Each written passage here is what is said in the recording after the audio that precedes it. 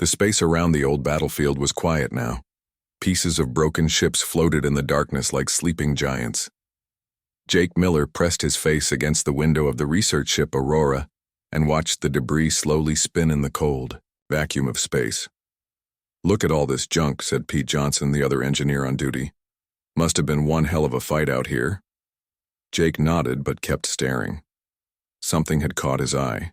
Between two twisted pieces of metal there was something different. It looked like a person but way too big and made of some kind of blue crystal. "Captain Brooks," Jake called over the radio. "We got something weird out here." Captain Lisa Brooks came to the window and looked where Jake was pointing. The thing was huge, maybe 12 feet tall, and it looked like it was sleeping. Its body was covered in patterns that glowed with a soft blue light, but some parts were dark and cracked. "What do you think it is?" the captain asked. "Looks like a robot or something," Jake said. "But not like any robot I ever seen. Look at those cracks, though. I think it's broken." The captain called the science team. Dr. Amy Wilson came running with her scanner. She pointed it at the floating figure, and her eyes went wide. "The readings are off the charts," she said. "It's giving off energy but very low levels, like it's in some kind of sleep mode." "Is it alive?" asked Pete. "I don't know," Dr. Wilson said. "It's not biological, but it's not exactly mechanical either. It's something in between." Jake kept studying the thing. His dad had been a mechanic, and his grandpa too. Jake could fix almost anything with moving parts. Looking at this alien figure, he could see the damage patterns. Something had hit it hard, probably some kind of weapon, but Jake thought he could see how the pieces were supposed to fit together. "Captain, we should bring it aboard," Jake said. "Are you crazy?" Pete laughed. "That thing could be dangerous." "Look at it," Jake pointed. "It's been floating out here for who knows how long. If it wanted to hurt us, don't you think it would have done something by now?" Captain Brooks was quiet for a long moment. "Jake, you really think you can figure out what it is?" "Maybe," Jake said. "I can at least take a look at the damage. See if I can understand how it works." 2 hours later, they had pulled the alien figure into the cargo bay. It was even bigger up close. Jake walked around it slowly, taking pictures and making notes. The crystal parts were warm to the touch, and he could feel a slight vibration like a heartbeat. "Be careful," Dr. Wilson warned. "We don't know what it might do if you mess with it." Jake wasn't listening. He was looking at the crack patterns. They reminded him of circuit boards, but way more complex. There were thousands of tiny pathways running through the crystal, and many of them were broken. That night, after everyone else went to bed, Jake came back to the cargo bay. He brought his toolkit and a flashlight. He wanted to get a better look at the damage without Dr. Wilson telling him to be careful every 5 minutes. The alien figure stood in the middle of the bay like a sleeping statue. Jake shined his light on the biggest crack. Inside, he could see tiny filaments that looked almost like nerves. Some were still glowing faintly, but others were completely dark. "What are you?" Jake whispered. He touched one of the dark filaments with a small probe. Nothing happened. He tried connecting his scanner to it, still nothing. But when he looked closer, he could see where the break was. It was like a wire that had been cut in half. Jake had an idea. He went back to his workshop and got some fiber optic cable. It was thin enough to fit in the crack, and it could carry light signals just like the alien filaments seemed to do. Working very carefully, Jake spliced the cable into the broken pathway.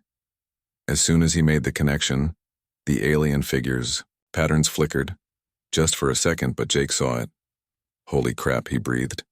"You're still alive in there, aren't you?" Over the next few weeks, Jake spent every free moment working on the alien. He told the others he was just studying it, but really he was trying to fix it. Each repair was like solving a puzzle. The alien's technology was way beyond anything humans had built, but the basic ideas were the same. Energy flowed through pathways, and when the pathways were broken, the system stopped working. Jake used fiber optic cables, computer chips, and even some parts from broken equipment around the ship.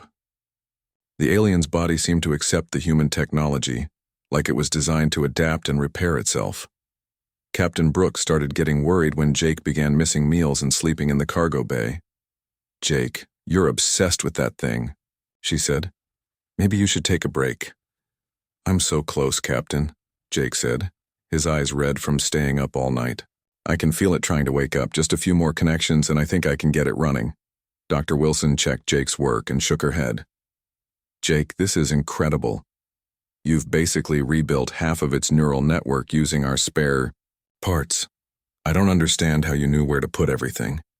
Jake looked at the alien figure. More of its patterns were glowing now, and the vibration was stronger. "I just followed the pathways," he said. "Like my dad always said, everything has a logic to it. You just have to find the pattern." On the 42nd day since they had found the alien, Jake made the final connection. He had been working for 18 hours straight, and his hands were shaking from too much coffee. The last broken pathway was deep inside the figure's chest, right where a human heart would be. Jake carefully inserted the final fiber optic bridge and sealed the connection. The alien figure's patterns suddenly blazed with light, brighter than they had ever been. The whole cargo bay filled with a low humming sound. Jake stepped back, his heart pounding. After 6 weeks of work, something was finally happening. The alien was waking up. The humming sound got louder and louder.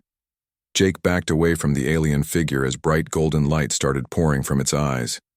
The cargo bay filled with a warm glow that made Jake's skin tingle. "Jake!"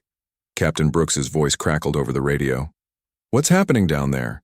"We're getting massive energy readings from the cargo bay." Jake couldn't answer.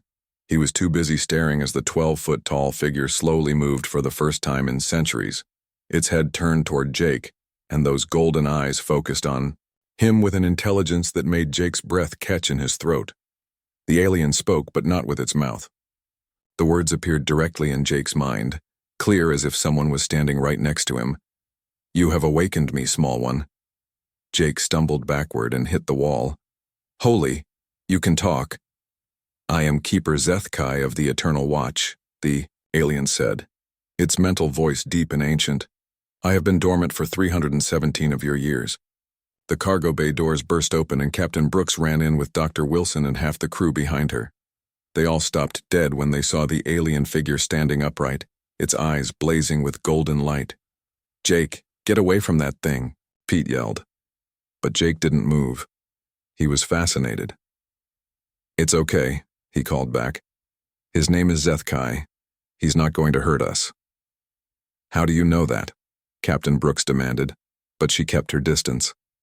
Zethkai turned his attention to the other humans. "The one called Jake speaks truth. I mean no harm to your kind. I am confused, however. How was one of your species able to repair my quantum biological systems?" Dr. Wilson stepped forward carefully, her scanner beeping rapidly. "Quantum biological? That's impossible. Nothing can be both quantum and biological at the same time." "Your science is young," Zethkai said, and Jake could hear amusement in his mental voice. "My people, the architects, learned to blend life and quantum mechanics long before your species discovered fire." "The architects?" Jake asked. "Who were they?" Zethkai was quiet for a moment, and Jake could feel sadness coming from him. "They were my creators, the greatest civilization this galaxy has ever known. They built beings like me to protect younger species from the darkness that comes from beyond the stars." "Protect from what?" Captain Brooks asked. She was still nervous, but Jake could tell she was getting curious too. "The Devourers," Zethkai said, and the temperature in the cargo bay seemed to drop. "Entities that consume not just matter and energy, but the very life force of entire worlds. They came from the void between galaxies drawn by the electromagnetic signals of growing civilizations." Dr. Wilson checked her scanner again. "The energy readings are incredible. This being is more advanced than anything we've ever encountered. My people fought the Devourers for 1,000 years, Zethkai continued. In the end, we managed to stop them, but at great cost. The architects sacrificed themselves to power a barrier that pushed the Devourers back into the void. I was damaged in the final battle and went into emergency stasis." Jake looked at the alien's chest where he had made the final repair. "You've been sleeping all this time?" "Yes. My systems were too damaged to function. I should have died with my people, but your repairs have given me new life." Zethkai's golden eyes focused on Jake again. You have done something that should be impossible. Only architect-level technology should have been able to repair my neural matrix. Pete laughed nervously. Jake's pretty good with fixing things, but he's just a regular engineer. No, Zethkai said firmly. There is nothing regular about this one. His mind works in patterns I have not seen since the architects. He understood my systems without training, without knowledge of our science. This is remarkable. Jake felt his face getting red. I just followed the pathways, like following a map. You followed pathways that were designed by minds far beyond your current technology, Zethkai said. And you not only understood them but improved upon them. Your crude materials should not have been compatible with my systems, yet you made them work. Captain Brooks stepped closer. So what happens now? Are you going to leave and go back to your people? Zethkai's sadness deepened. There are no more of my people. The architects are gone, and I am likely the last guardian. I should report to the archive worlds to await new orders, but he paused and looked at Jake again. But I have detected something troubling in your ship's computers. Dr. Wilson pulled out her tablet. What kind of troubling? Your people have been exploring space for several decades now.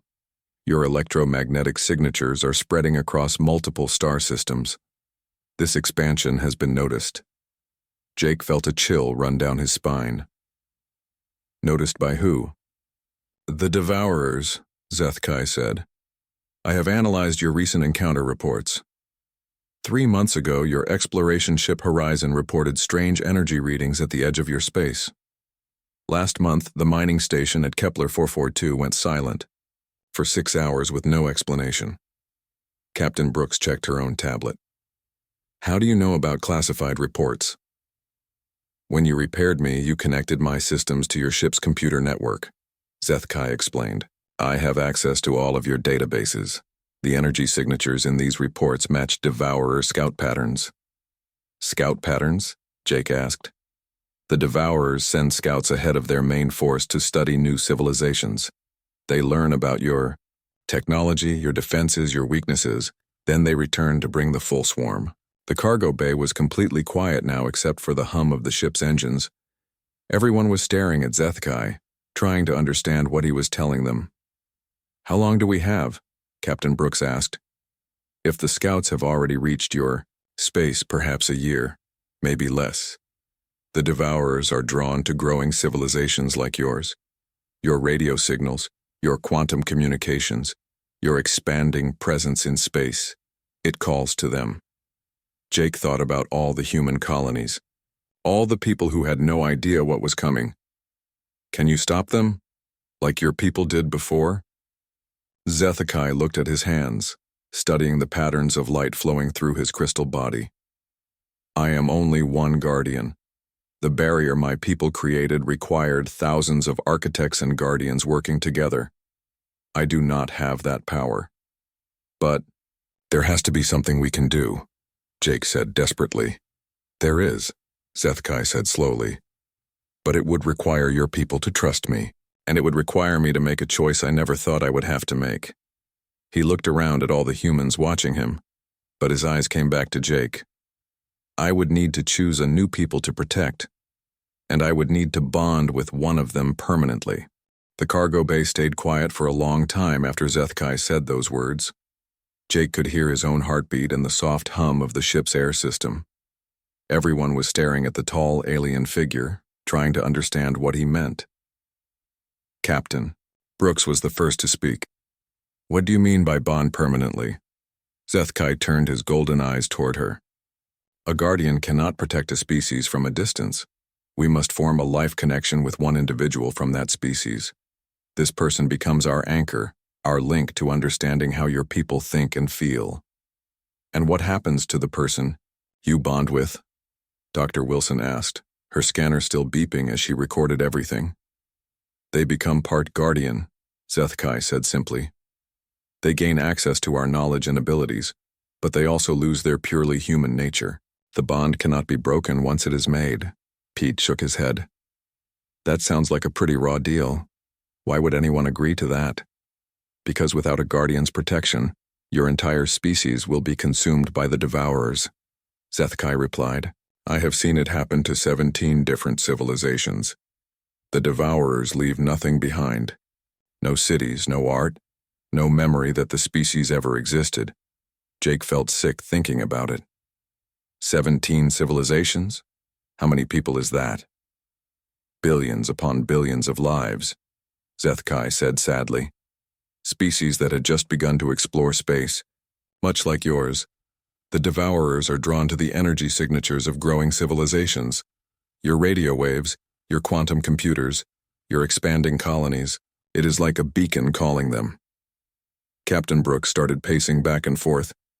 This is insane. You're talking about one person sacrificing their humanity to save everyone else.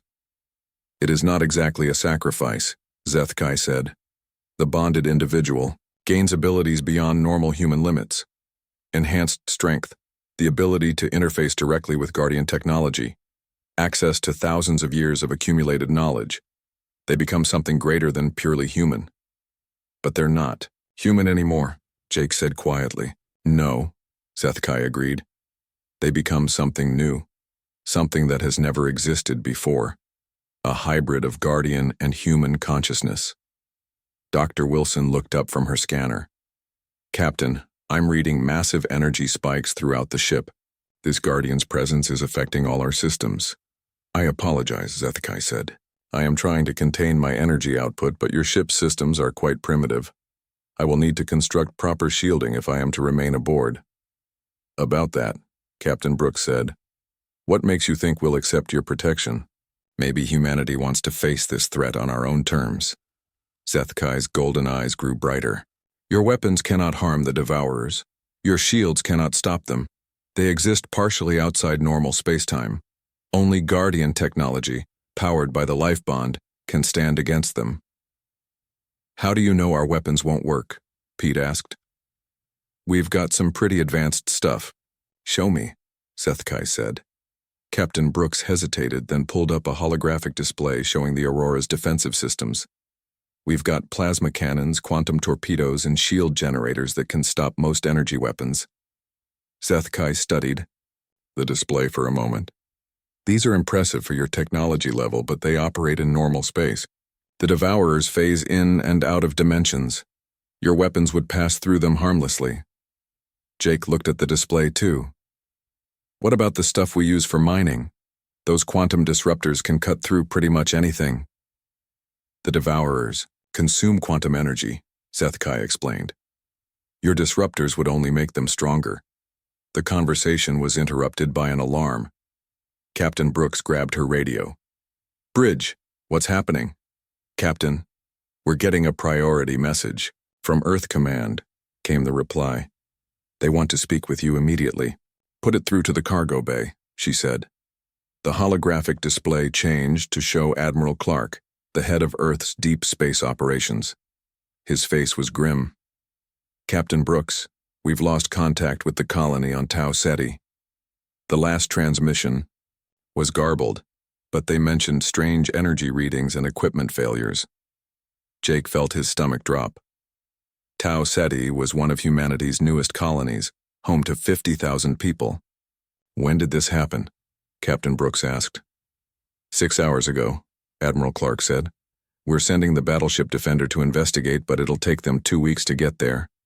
Zethkai stepped into view of the holographic display. Admiral.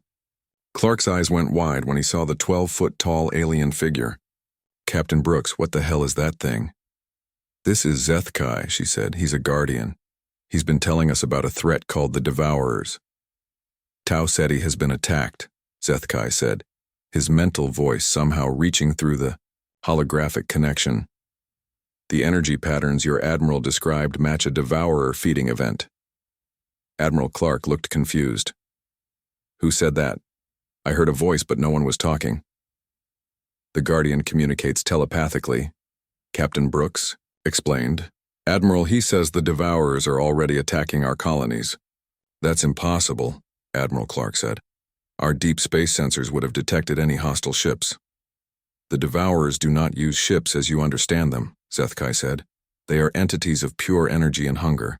They travel through dimensions you cannot detect. Jake watched the Admiral's face go pale. Captain, I need you to bring that alien to Earth immediately. The Council needs to hear this. Admiral, wait, Captain Brooks said. There's more. He says he can protect humanity, but only if he bonds with one of us. Bonds how? Permanently, she said. The person would become part guardian, part human. They'd gain alien abilities but lose their pure human nature. Admiral Clark was quiet for a long moment. How long do we have to decide? If Tau Ceti has been attacked, then the scouts have already reported back, Zethkai said. The main force could arrive within weeks. Weeks? The Admiral looked shocked. But our colonies are spread across dozens of star systems. We can't evacuate everyone in weeks. Evacuation would not help, Zethkai said sadly. The Devourers would follow your ships.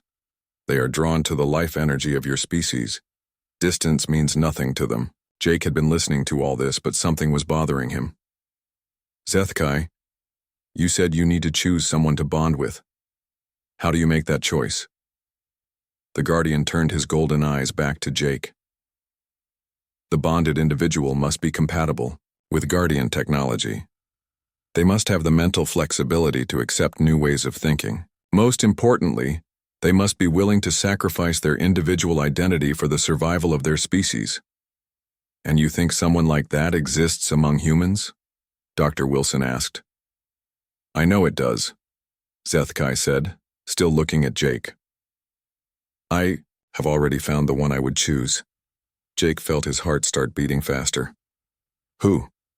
You, Jake Miller. You are the one who repaired me when it should have been impossible.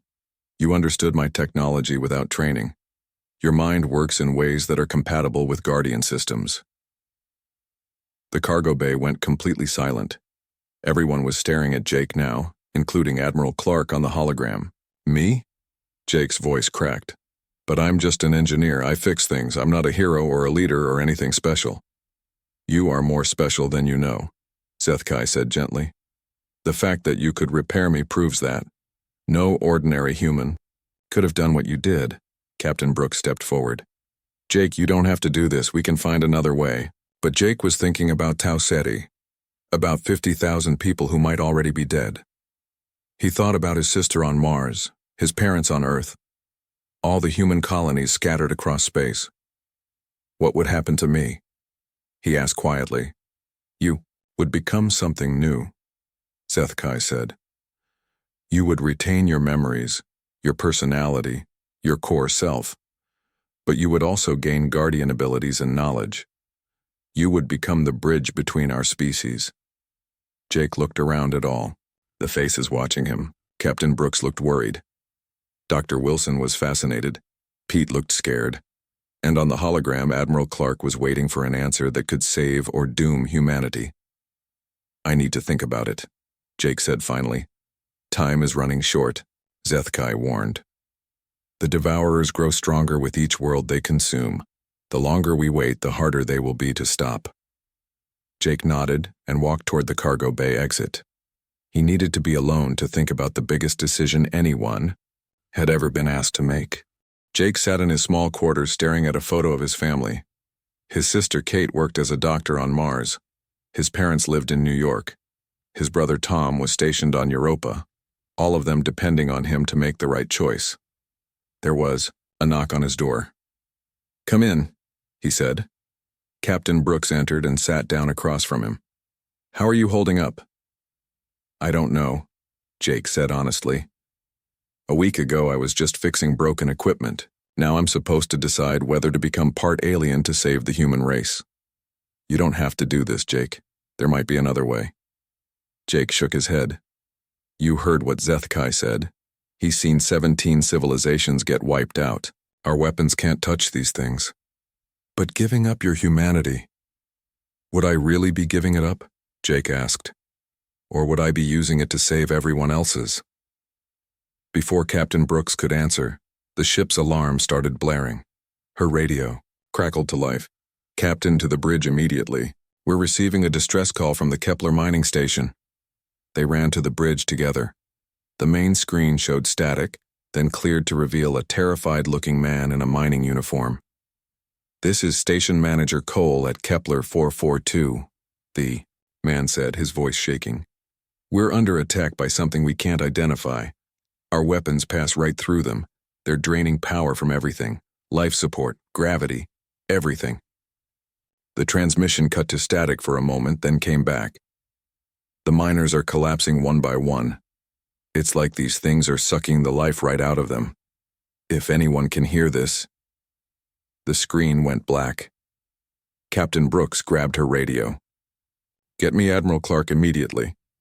While they waited for the connection, Jake felt a presence in his mind. Zethkai was speaking to him telepathically. "It has begun," the Guardian said. "The Devourers are no longer scouting. They are feeding."